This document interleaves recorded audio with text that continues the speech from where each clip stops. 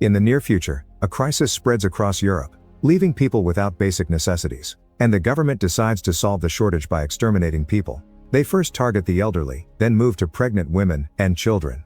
Some countries like Ireland, Iceland, and Norway manage to stop the killings and oppose the regime. Many people are escaping to those lands, including Nico and his pregnant wife Mia. After a refugee drills a hole in the truck to let in light, the truck stops after a few hours to pick up more refugees.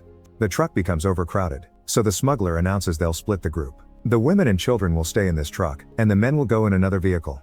Nico tries to explain he and his wife were already on this truck, but he's ignored and taken away. Nico reassures her, telling her not to worry because both trucks are headed in the same direction, so they'll reunite later. The truck stops at a checkpoint, and the women quickly hide at the back. The driver shows papers saying he's transporting cargo, but the soldiers open the truck to inspect it. At first, they only see a few boxes because the refugees are hidden behind a fake wall. The leader becomes suspicious and sends one of his men inside, telling him to go as far as possible and shoot at the side wall. The man does so, and by noticing the difference in distance, the leader realizes there's a hidden compartment. He enters with several soldiers and tells the women to come out. Fearing the worst, Mia climbs on top of the crates just before one of the women opens the fake wall. The leader immediately kills her, and the other soldiers open fire, killing everyone while Mia gets covered in their blood. Once they leave, Mia cries and sends a message to her husband, telling him to hide. A few hours later, the truck arrives at another harbor, and the container is unloaded to be moved onto a ship.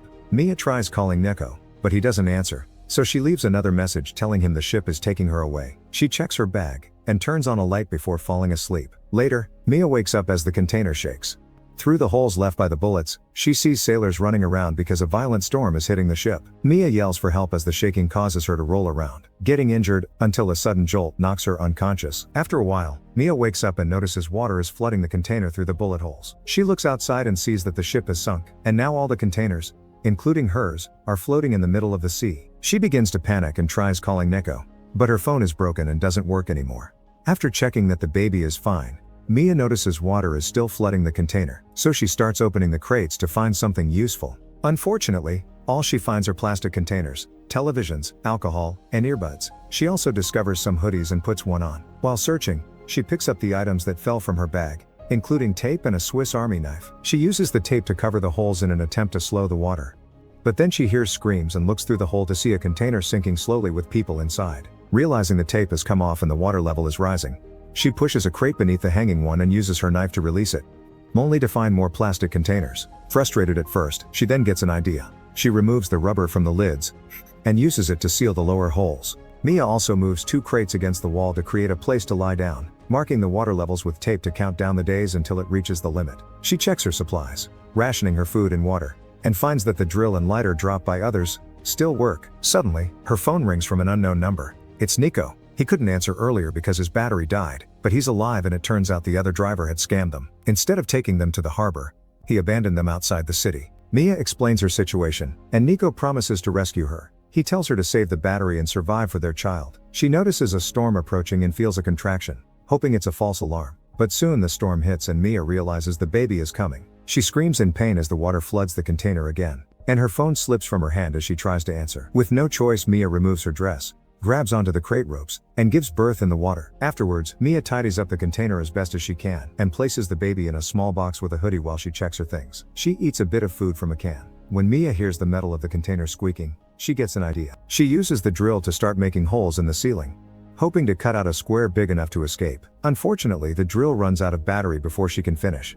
Mia finds the knife and attempts to use it on the ceiling holes, but it starts hurting her hands. The next morning, she tries again with the knife, only for it to break. The phone is still not working, and Mia has to drink the last of her clean water. She feels a little better now that it's raining, and water is coming through the holes. Mia drinks some water, and collects as much as possible in the plastic containers. She grabs the can, but when the lid breaks, an idea strikes her. She threads the rope from the crates through the ceiling holes and starts pulling it down until she finally opens a hole big enough for sunlight to shine through. Mia climbs on top of the container, and sees that there's no land in sight. Suddenly, she spots a plane flying by and rushes into the container to break a television, taking a piece of its screen. She climbs back out, but in her hurry, she injures her leg. Ignoring the pain, Mia uses the screen piece to reflect the sunlight, but the plane doesn't notice her and flies away. For the next few days, Mia works hard on her survival. Later, in the evening, she notices Noah is getting cold, so she uses alcohol and a lighter to start a fire. In the middle of the night, Mia hears something hitting the wall and comes out to find it's just a plastic container. At that moment, her phone rings, and she's overjoyed to hear Nico's voice. But he has bad news. Nico tried to steal a boat but was spotted by soldiers and shot. He's now hiding, slowly bleeding out, and doesn't have much time left. Nico says goodbye and asks Mia to promise she'll survive. Mia places the phone near Noah, so he can hear her voice and cute noises. After saying, "I love you" to Nico, her battery dies, and the wind blows out the fire as she cries. It's then revealed Mia still has the Snickers bar, which she's been saving for the end of her journey, as promised. On day 26, Mia is about to lose it. There are drawings and notes taped to the walls of the container, and the water level is about to reach the limit, so Mia and Noah are now living on top of it. Mia is using crate wood, plastic containers and rope to build a raft. Suddenly, a seagull lands on the container, taking some fish, giving Mia hope that they must be near land. Later, Mia starts a new fire, and prepares a sail for the raft. She hears a noise inside the container, and realizes it's about to sink. Mia dives in to gather her pictures, and sees the Snickers bar inside a container. She takes the risk and goes further inside to grab it. As the raft drifts with Noah, Mia's foot gets tangled in some rope. She cuts it with a piece of metal and swims out of the container just before it sinks. When she reaches the surface, she's terrified to see Noah missing. A whale passes by, and sprays water on Noah, which helps Mia follow the sound to reunite with her daughter. The next morning, while floating, Mia opens a container and throws out fish to attract birds. Soon seagulls appear and a nearby boat notices them. The sailors sail over and rescue the small raft, finding Noah alive. They see a rope leading from the raft into the sea and pull Mia's body out. After chest compressions, Mia revives and is handed her baby. The sailors use the radio to call for help.